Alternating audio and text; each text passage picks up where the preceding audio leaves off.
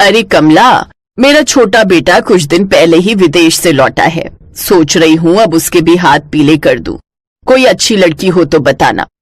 अरे वाह, निशांत विदेश से लौट आया।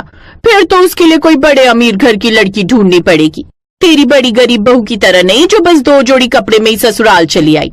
अब मुझे देख, अमीर बहू लाई हूँ तो सब सामान आया है दहेज में। ये जिस एसी की तू ठंडी ठंडी हवा खा रही है ना, ये भी मेरी बहू के दहेज में ही आया है। मैंने तो इसे हॉल में लगवा दिया ताकि सब इसका इस्तेमाल करे। चलो बढ़िया है, एक मैं हूँ जिसकी गरीब बहू कुछ नहीं लाई।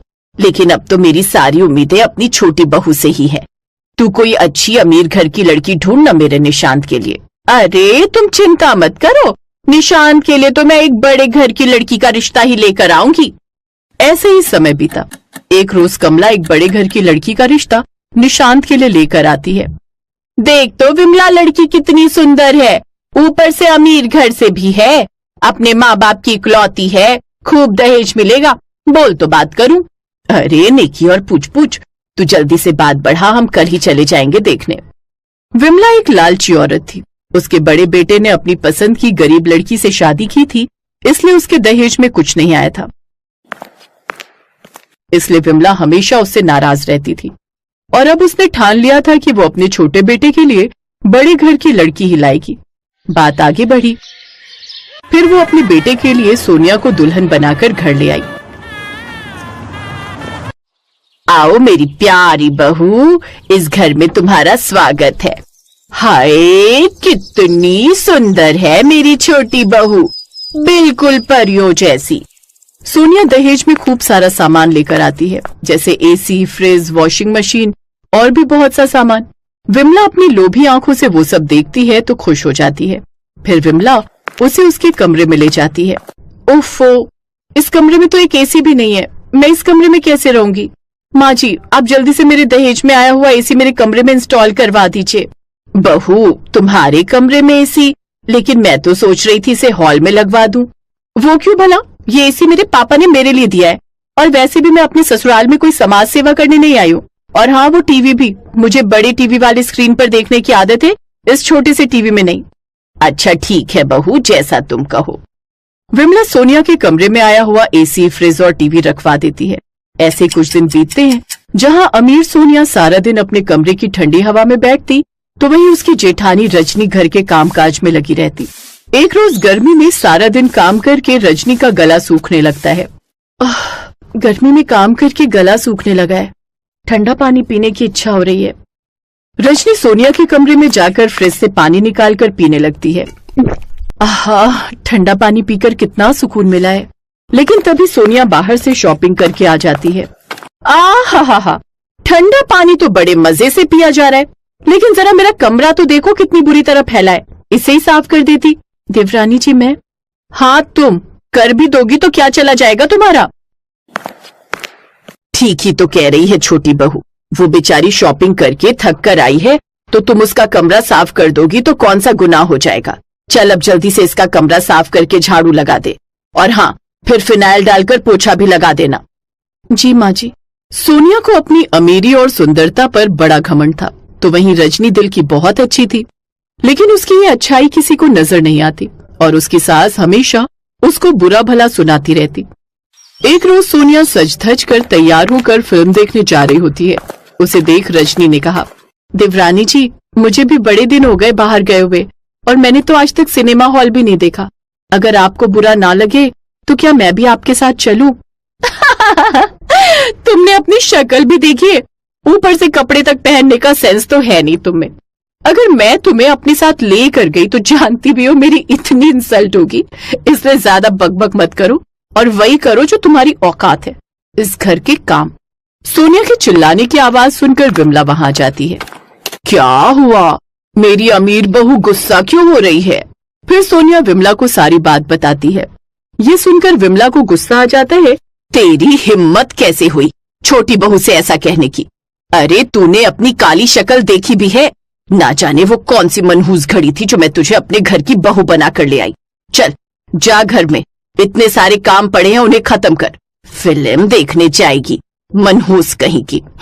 रजनी रोते हुए वहां से चली गई और घर के काम करने लगी। गरीब और काली रजनी के साथ हमेशा ऐसे ही होता था। ऐसे ही समय बीतता है। कुछ समय बाद दोनों बहुओं का जन्मदिन आने वाला था। उन दोनों का बर्थडे एक ही दिन आता था। विमला अपनी छोटी बहू के लिए महंगी सी साड़ी लेकर आती है।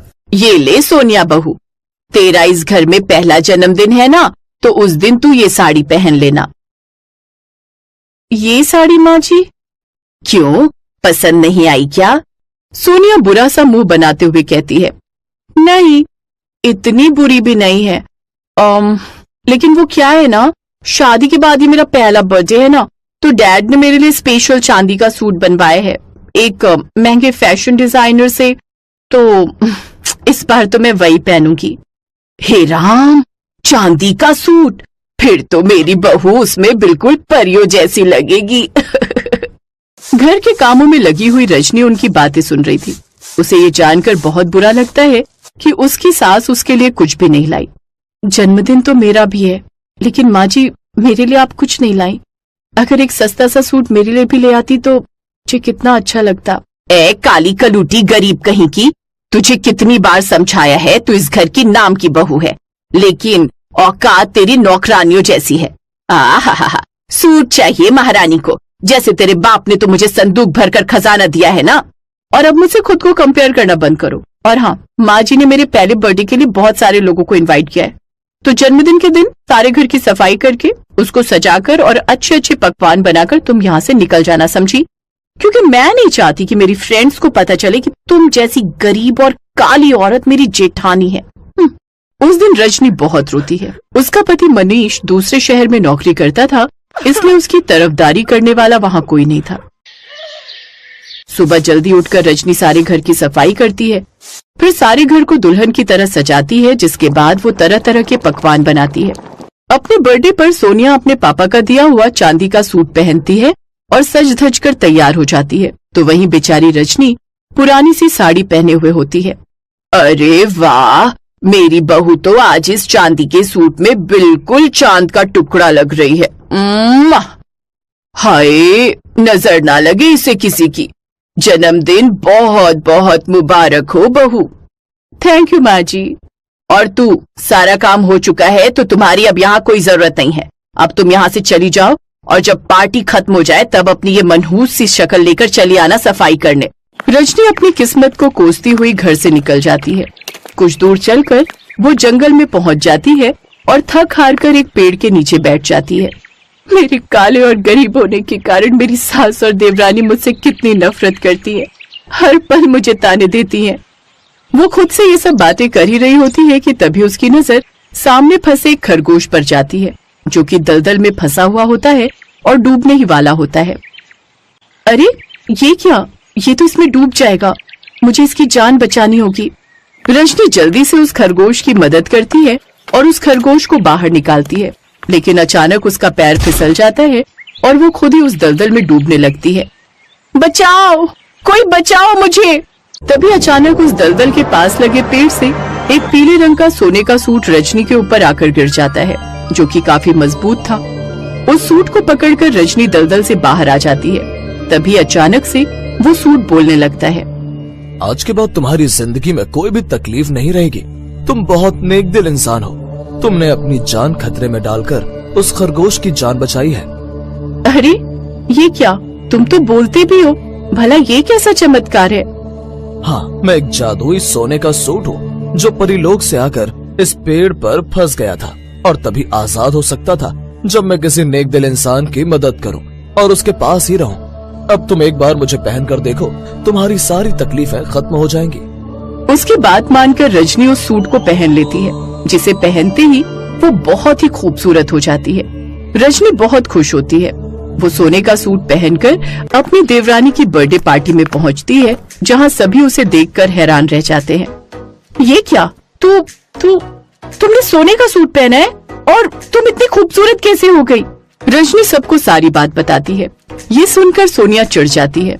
अब उस सोने के सूट की मदद से रजनी खुद का बड़ा घर बना लेती है, जिसमें ऐशो आराम की हर चीज होती है। अब उस घर में वो अपने पति के साथ खुशी खुशी रहती है।